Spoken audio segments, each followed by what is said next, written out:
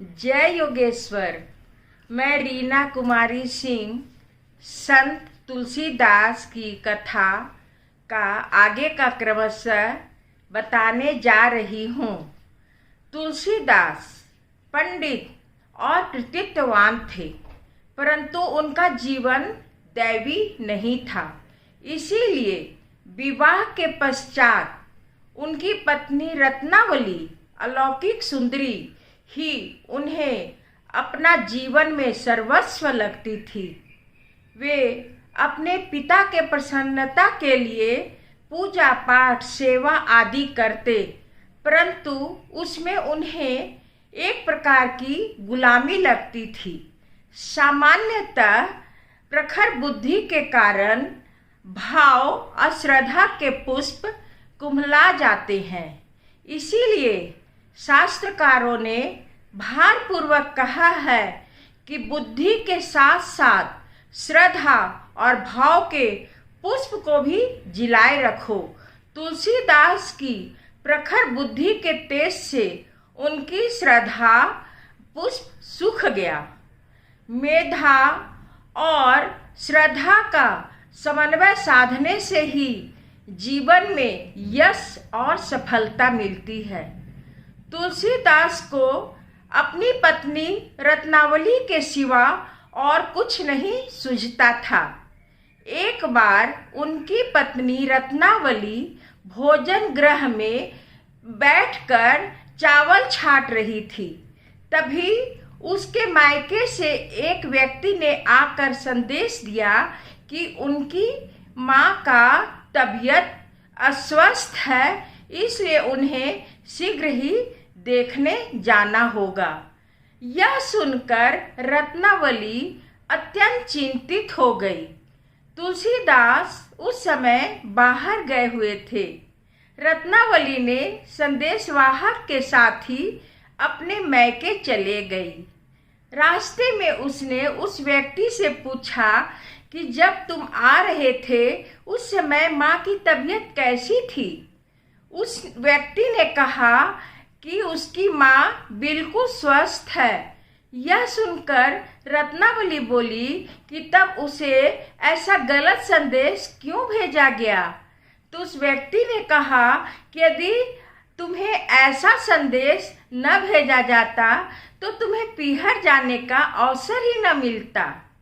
बाहर से घूमकर आने पर पूछताछ करने पर तुलसीदास को पता चला कि उनकी पत्नी अपनी माता के अस्वस्थता के कारण अपने मैके गई है।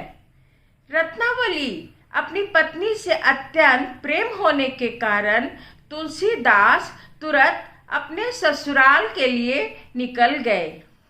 तो रत्नावली रात्रि में तुलसीदास के याद में ही चिंतित और जागती हुई बैठी थी। तुलसीदास जब उस ससुराल गए तो उन्होंने रत्नावली की खिड़की से एक लंबी रस्सी सांप देखा। उन्होंने उसे रस्सी समझकर उसके सहारे रत्नावली के कमरे में पहुंच गए। रत्नावली ने तुलसीदास को देखकर आश्चर्यचकित हुई और पूछी कि तुम ऊपर कैसे चढ़े। तुलसीदास ने बोले कि तुम ही तो मेरे लिए रस्सी टांग कर रखी थी ताकि मैं उसके सहारे ऊपर चढ़ूं। तो तुम जानती थी कि मैं तुमसे मिलने अवश्य आऊँगा। तुम मुझे कितना प्यार करती हो। जब रत्नावली ने देखा तो देखा कि वह रस्सी नहीं सांप था। इसके पश्चात ही रत्नावली और तुलसीदास में बहुत बड़ी बौद्धिक चर्चा हुई, जिसके परिणाम स्वरूप तुलसीदास में परिवर्तन हुआ। स्त्री के ताना देने से तेजस्वी व्यक्ति नहीं बदलता, बुद्धि से ही विचार बदलाए जा सकते हैं। तब रत्नावली ने आश्चर्यचकित होकर अपना भाव व्यक्त करते हुए तुलसीदास को कहा कि आपका मेरे प्रति इतना प्यार है कि आप सांप और रस्सी का भेद भी आपके ध्यान में नहीं आया।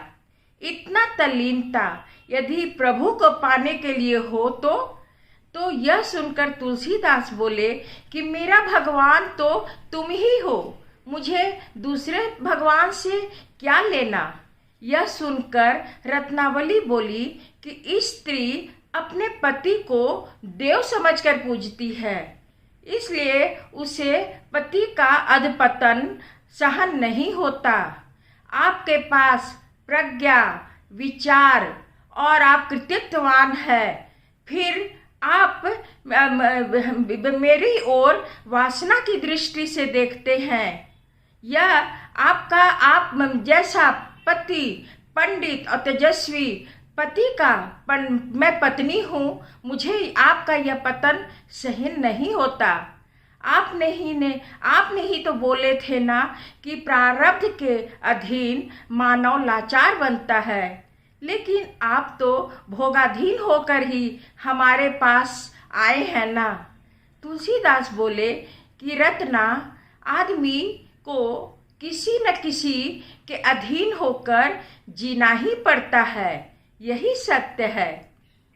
रत्नावली बोली कि भगवान ने मानव को इस इच्छा शक्ति और कृतज्ञ शक्ति प्रदान की है।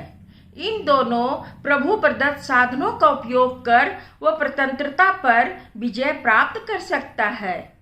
तुलसीदास बोले कि इच्छा शक्ति वाली यह सब बातें व्यर्थ है।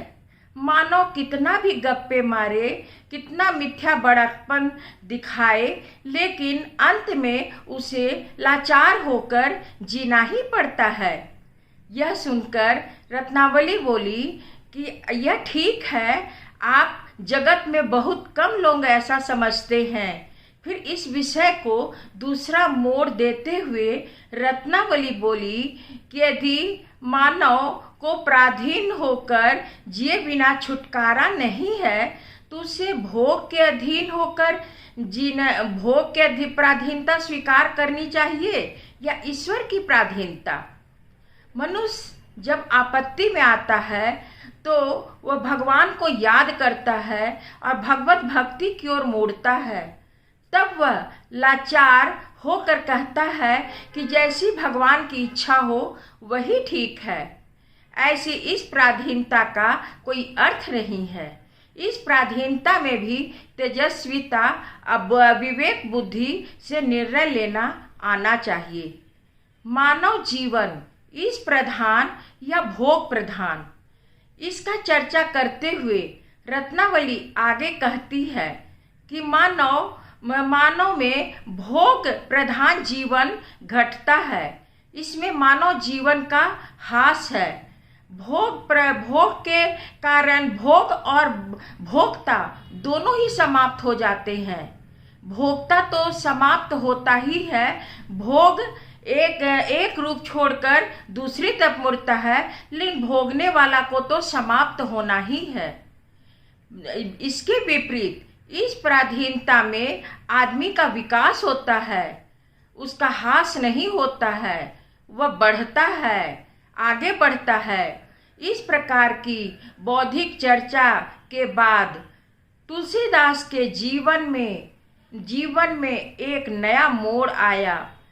तुलसीदास ने अपने जीवन में एक नया मोड़ लिए और रत्नावली की ताना मारने पर उन्होंने उससे नाराज होकर के तुलसीदास गए और भक्ति की ओर मुड़े, ऐसा कहना यथार्थ नहीं है। धन्यवाद। यदि यह तुलसीदास की अद्भुत, आकर्षक, रहस्यमयी, पवित्र कहानी अच्छी लग रही हो तो लाइक और सब्सक्राइब अवश्य